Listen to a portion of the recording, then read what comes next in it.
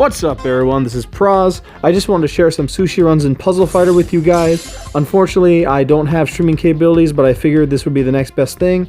Yeah, I just wanted to give something back to the community because I feel like this is a really great game and deserves more exposure. So if I can get anyone at all interested into playing this game after watching my videos, that would be a great outcome for me. I am pretty new to making content like this, so if you have any suggestions on what I can do to make it better, feel free to comment below. Also, if I fail to explain anything sufficiently, feel free to comment as well, and I'll do my best to elaborate or make it a lot easier to explain. So let's jump into our first match here. We're playing my boy Honda, and we're up against Morgan. You can see the drop patterns on the top to see what sort of gems they drop on you.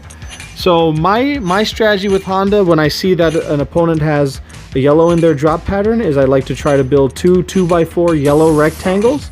Against Morgan, what I like to do is have two yellow gems, these square gems we're dropping, on columns 3 and 4, and then I build 5 and 6 all the way up with yellow until we have our 2x4s. As you can see, we kind of screwed up already. We have a little bit too much yellow gems in column 4, but that's not the end of the world. You can work around that pretty easily. So let's see how we decide to work around that. Well, apparently how we decided to work around that was just completely screw up everything. We got rid of our yellow before we even had one 2x4, let alone two.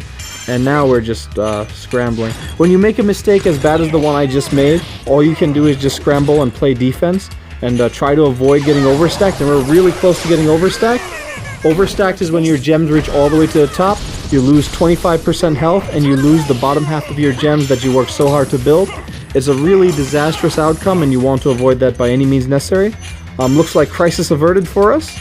And now, since we didn't get overstacked, look at the right side of the screen. Now, all we have to do is take advantage of Morgan's drop pattern. All she does is drop yellow and blue, so we get rid of the blue. We are in good shape. So we just diamonded blue, get rid of all of the blue, and looks pretty good for us. Dropped yellow for us. Now these timer gems, when they turn to 0, they turn to the color they are. So there we go. That just turned 0. We got a crash gem, we dropped it, and we went straight into super. Alright, so to be honest, we got really lucky in that game because usually when you make a mistake as egregious as the one I made early on in the game, you don't recover from something like that because that just completely destroys my entire strategy. But sometimes you get lucky, you know, and you take those because this game is not always about skill. It's sometimes working around when you screw up and giving yourself a chance to get lucky, which is what we did in that particular game. So those were the sushi runs. It's basically 5 wins. You get stuff for your for the characters that you've unlocked.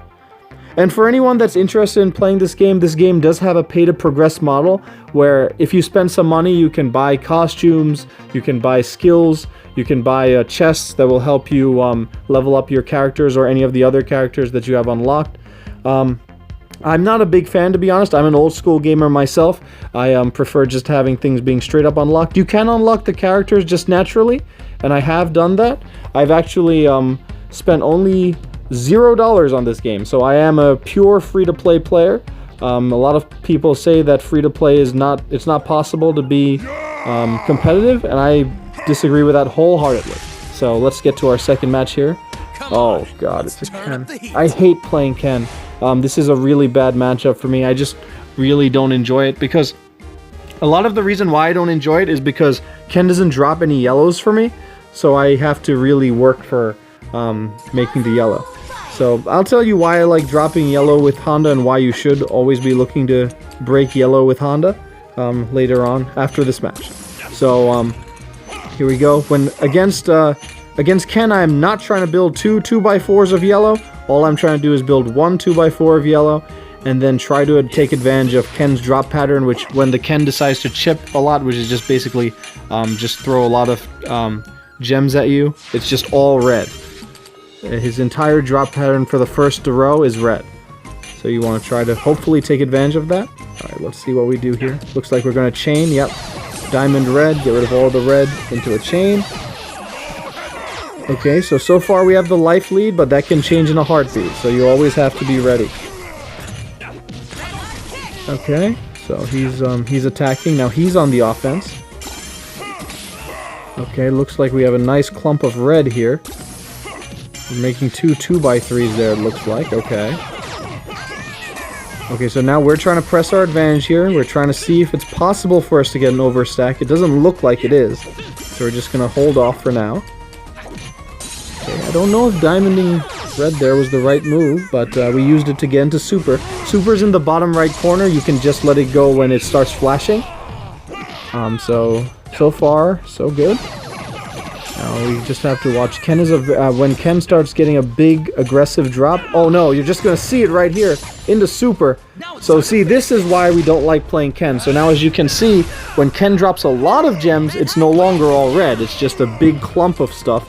It's really hard to recover. It feels all jumbled. So you got to just try to work around it.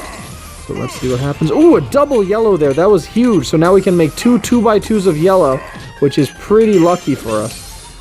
And that was pretty fortunate for us. I think maybe we could have won with just 1 2x2, but I will definitely take the insurance of having a second one right there and waiting for us.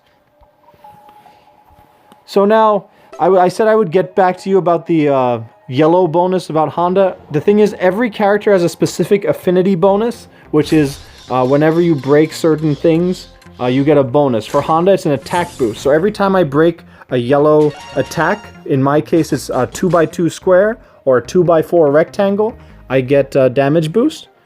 And the attacks stack on each other. So since I have a 2x2 and a 2x4, if I break a 2x4, I get both attacks. So 2 for the price of 1. That's really good. And I get a double boost on that. Some characters, they all have different boosts. So like Ryu adds stun and extra damage, and his affinity is blue. So you get that when you break blue, and so on and so forth. You just gotta look and play the game to see all of the affinity bonuses and things like that. And like I said, if you have any questions, feel free to comment below, and I will do my best to help you, or give you resources that will help you as well. So let's jump into our third match here. All right. Oh my God, another Ken? Oh, this guy has more points too. Oh, this is just a disaster. I really hate playing back-to-back Kens. Like, you're really lucky you're not seeing this live, because it'd probably be an expletive-laden fest right there. We don't like playing Ken, in case you haven't noticed. Alright, so, gonna go with the same strategy. Build a 2x4 of yellow. Alright, that's already been ruined for us. This is why we hate playing Ken. Alright, what are we doing with the yellow? Oh my God, that was just pathetic. We wasted so much time there, and I don't even know what we did. Like, we just broke that for no reason whatsoever. Sometimes my brain just shuts down and I do something, like, really foolish like that. Alright, so now we're just in serious trouble. Wait a second. It looks like this guy is dropping way too much. Look at this. We have a big red here. So all we need is a red crash gem, and we got it. Oh no, let it all go? Oh, overstack. You hate to see that happen. Well, actually I don't, because we were really close to losing that game. We really were in bad shape there. We screwed up every part of our attack possible. But luckily he decided to get a little bit greedy with his chipping and take advantage of it. Now, oh, he rage quit on us. Looks like my next thing I was going to say doesn't really matter anymore. Yeah, so as you can see, every character has their strategic nuances, right? Because Ken, if he drops a lot of gems on you, it's all going to be red.